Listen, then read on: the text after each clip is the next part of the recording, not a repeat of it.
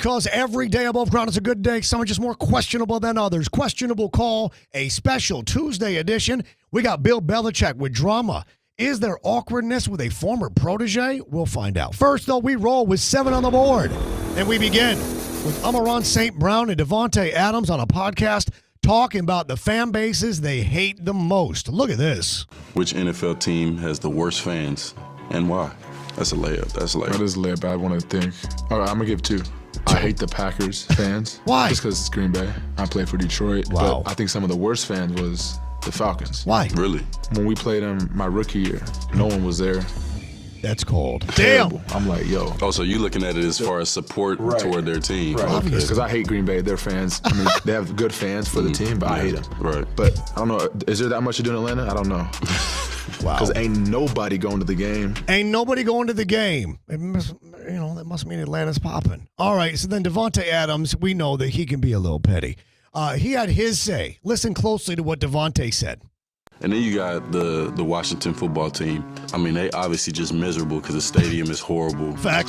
The city is not great at all. I'm probably going to get somebody at my front door after this, but that's just how I feel. We on hot ones right now, so it's just a raw and cut. Right. Yeah. There you have it. No lies detected. The question is on the board. Question, what was the pettiest part of all of this? There's a lot of petty there, but there was also a lot of fact. There was also a lot of truth. Listen. The D.C. fans are miserable. They've been miserable. Miserable ownership. They've been terrible. That stadium does suck. That city is kind of brutal. That said, no lies detected. We'll pass on that. We'll continue on to our guy, St. Brown, who says, in no uncertain terms, I hate the Packer fans. But he admits they're good fans. He admits they're good fans. But he hates them because he is a lion and they are the enemy. That is the very definition of petty. When you're like, nope, don't care, doesn't matter. Don't care, doesn't matter. Because pettiness, by its very definition, is hating those good fans, saying they're the worst fans because they're not your fans. We continue on to the countdown to number 6, presented by Amon-Ra Levine. Accident attorneys, take back control of your life. This dude might need an accident attorney like Amon-Ra Levine because he got injured on the job. James McCann, the Baltimore Orioles, in game 1 of a doubleheader against the Toronto Blue Jays, he gets absolutely smashed in the face with a 95-mile-an-hour fastball. Look at this. Premium. Oh! No! Up and in, he got McCann in the helmet. Dang it. James McCann. Look at this. He's leaking. He is leaking. Oh, the Ariel Rodriguez pitch. It's the most painful RBI he'll ever have. Look at this. Now they're going to clog his nose, but watch when he pull away. What was that? Not bent the right way. There is a ton of blood on that cap. Thick, gelatinous blood. Wait, he's going to stay in the game? He's going to try and stay in the game? Is this dude really going to stay in the game? You gotta be kidding me. If he stays in the game, he is the toughest guy in the world. Wow. And they got him damned up pretty good. Dude, I can't believe you're staying in this ballgame. Yeah. That's wild. Well, you know what he got in. But wait a minute, now he's going to catch? Decades from now, it's going to be 100. He's catching? At least. The legends just. His eye is swelling shut. He can't breathe off his nose, and he's catching. The question, well, comes up in just a second. I don't get ahead of myself.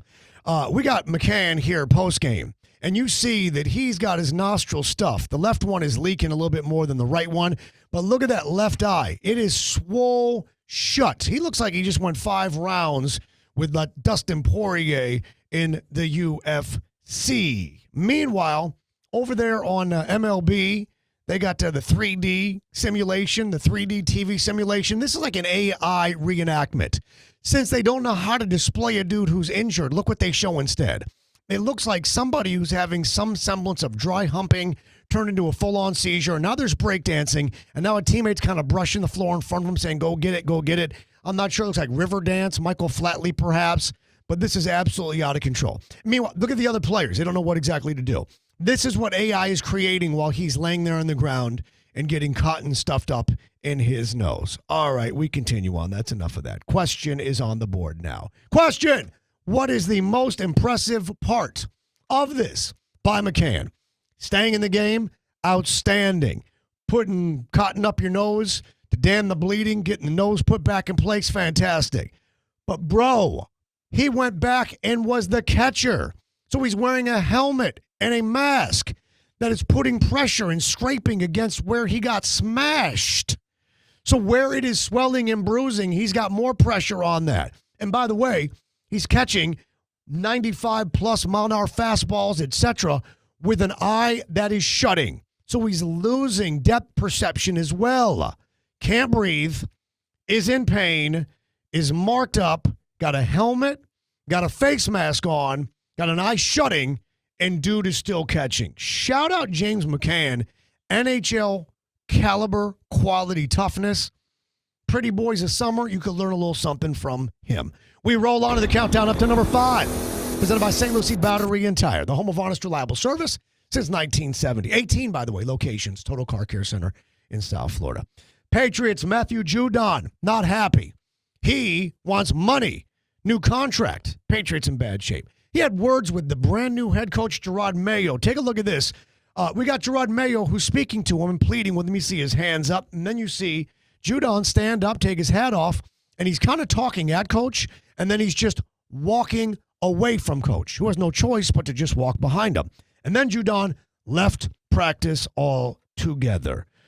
Well, then Judon had been on a podcast recently, and he talked pretty honestly about the situation with him, his contract, the business of football, and the reality the Patriots got the money, so why don't you spend it on me? Listen to what he said. I love football. I don't love the business of football. Like I said, I don't want to be the villain. I don't want to be the bad guy, but it's like, shoot, bro, help me out. We got the most cap in the league right now, bro.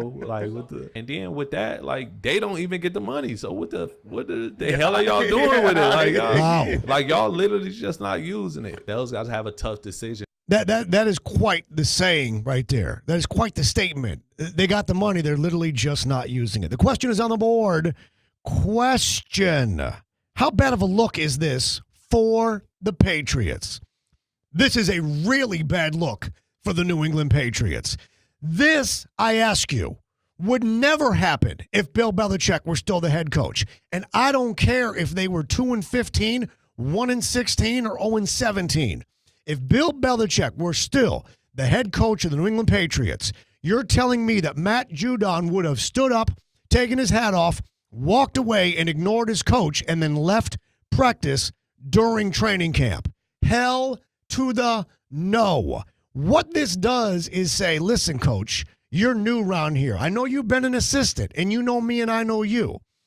But you ain't him. You don't got that Belichick kind of gravitas.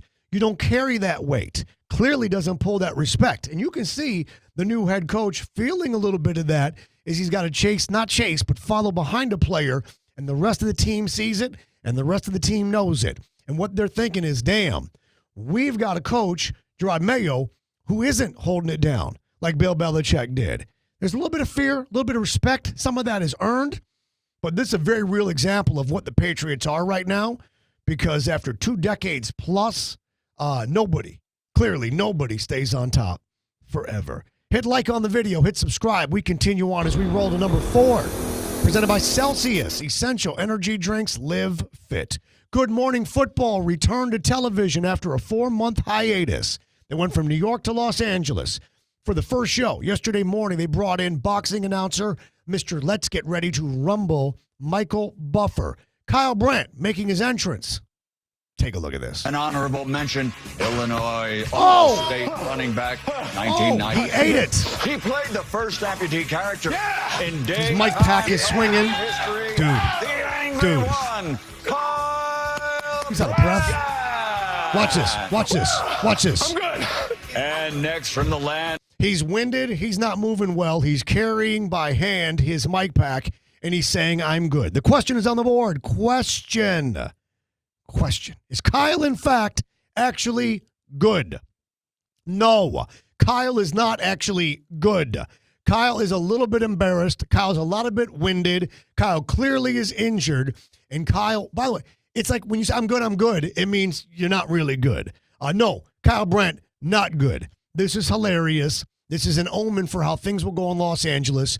But it couldn't happen to a guy who has more fun and can laugh at himself. So thank God it was Kyle Brandt who, in fact, is the one that ate it, as I guess we say these days, or at least used to.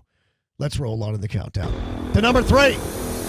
And it comes to us from the aforementioned Bill Belichick and the new head coach of the New England Patriots, Gerard Mayo.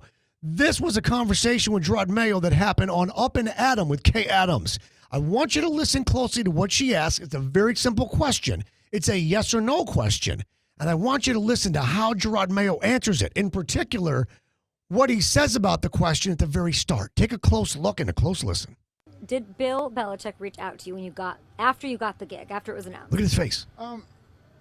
So that's a tough question. No, it's we not. haven't had a lot of communication since I've been here. How's that tough? And honestly, for me, my focus is the players. It's all about the players, and I learned a lot from Bill. I honestly did. X's and O's, and also structure and practice and things like that. But like I said, it's a different time. It's a different era, and hopefully we can have that same success. Wow, that was awkward, to say the very least. Questions on the board. Question, what is Mayo actually saying here? He said that that's a tough question. She asked if somebody reached out to him, which is a yes, no, or I don't know answer. There's three options. Yes, no, I don't know. That's not a tough question. Now, the answer might be tough because what Gerard Mayo is saying there is, no, he hasn't, but no, I don't want to make a thing out of it, but no, I wasn't expecting that, but no, let's not make this into a headline in a story. Let's not have this be a thing on social media. Let's not have this be a thing on sports media. Let's not have this be a thing on Questionable Call with JC. He didn't answer it very well. It's weird that he wasn't prepared for that. You think he'd say, haven't heard from Coach in a bit, but, we used to talk about this time of year. We used to, and that's really where you want to go with it. Instead, like Shakespeare said, he doth protest too much. Maybe a little self-conscious about that. But what Mayo is saying is, I wish you wouldn't have asked me that. I don't want to make a thing out of it, but absolutely not. We've not heard from Bill Belichick. Just like that to number 2 in the countdown as we roll. And it comes to us from 2 kids that are handcuffed and being taken out of Wrigley Field by the Popo. Watch the crowd. They're kind of cheering. Some of them are patting these kids on the back. But I want you to look at, these are not kids.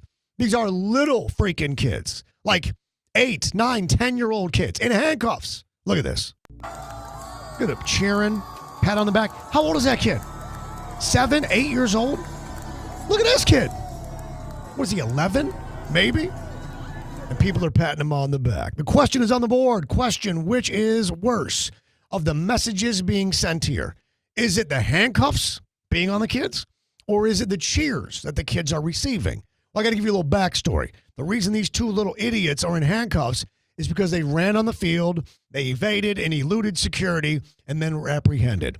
So the handcuffs are an excellent message to be sent.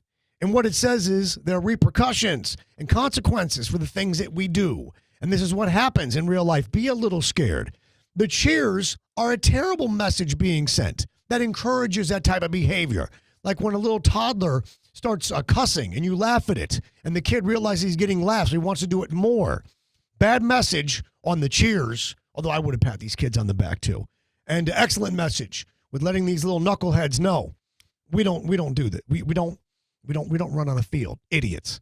We continue on. All the way to number 1 in our countdown on this special Tuesday edition, and it comes to us from John Elway, the Hall of Famer, former GM, front office personnel of the Denver Broncos, admitting his biggest regret as a decision maker for the Broncos in recent years on the Pardon My Take podcast. Listen to what he said. Why did you not get Josh Allen? I feel like he is exactly your type. I know, he is. And believe me, last year I played with him, and I'm wondering how long is it going to take him to realize that I passed on him and took Bradley and Chubb instead? How long? That's crazy. And it took him 2.5 holes to bring it up. And I loved him, right? Yeah. But it just, he was your type. That's the was my type, and you're right. That was probably my biggest mistake of my GM days was not taking Josh. That's pretty honest. That's pretty real. And by the way, notice they said how long it took for him to bring it up, which is different than the question being asked for him to realize. I'm sure Josh Allen knew as soon as he saw John Elway,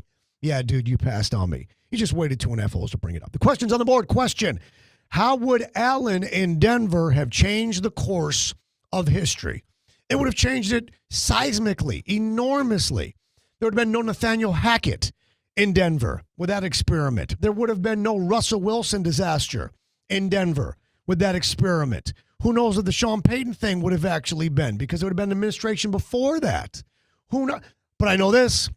He would have played in playoff games in Denver, would have played in AFC championship conference games in Denver in all likelihood, as he did divisional games at least in Buffalo. Buffalo wouldn't have been relevant. Denver would have. Josh would have had success in Denver. But all those other things, like Russell Wilson, never happened. Nathaniel Hackett never happens. And then Sean Payton to Denver, that also never happens as well. Butterfly effect with Josh Allen in full effect. Hit like, hit subscribe. And remember, kids, while every day above ground is a good day, some are just more questionable than others. Second night to the bad guy. See you tomorrow for Wednesday.